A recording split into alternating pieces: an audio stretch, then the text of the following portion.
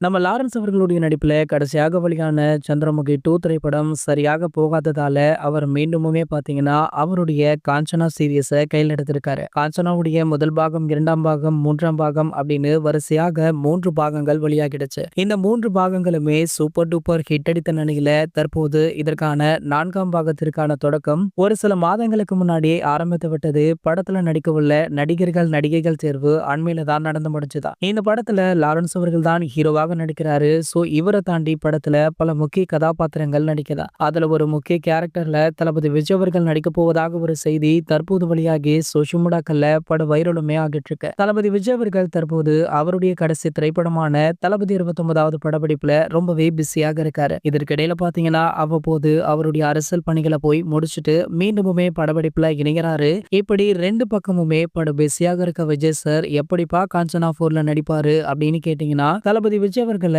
அண்மையில நம்ம லாரன்ஸ் அவர்கள் மீட் பண்ணிருக்காராம். மீட் பண்ணது மட்டும் இல்லாம இந்த படத்துடைய கதையுமே எடுத்து சொல்லியிருக்காரு. இதுல விஜய் சாருடைய கேரக்டர் ரொம்பவே முக்கியம் அப்படின்றதுனால இது தளபதி பண்ணாதான் நல்லா இருக்கும் அப்படின்னு லாரன்ஸ் அவர்கள் ரிக்வெஸ்ட் வச்சிருக்காராம். சோ அவருடைய சொல்லுக்கிணங்க தளபதி விஜய் அவர்கள் இந்த முடிவை எடுத்திருக்காரு. அப்படி பார்க்க போனா தளபதி 69வது படம் விஜய் சாருக்கு கடைசி படம் இல்ல, காஞ்சனா படத்துடைய 4ஆம் பாகம் தான் கடைசி படம் அப்படின்னு தற்போது ரசிகர்களுமே பேசிட்டு இருக்காங்க. இது போன்ற தளபதியை பற்றி வெளியாகிற அனைத்து செய்திகளுமே நீங்கள் உடனே தெரிஞ்சுக்க நம்மளுடைய தளபதி 360 அப்படின்ற நம்ம சேனலை சப்ஸ்கிரைப் பண்ணிக்கோங்க.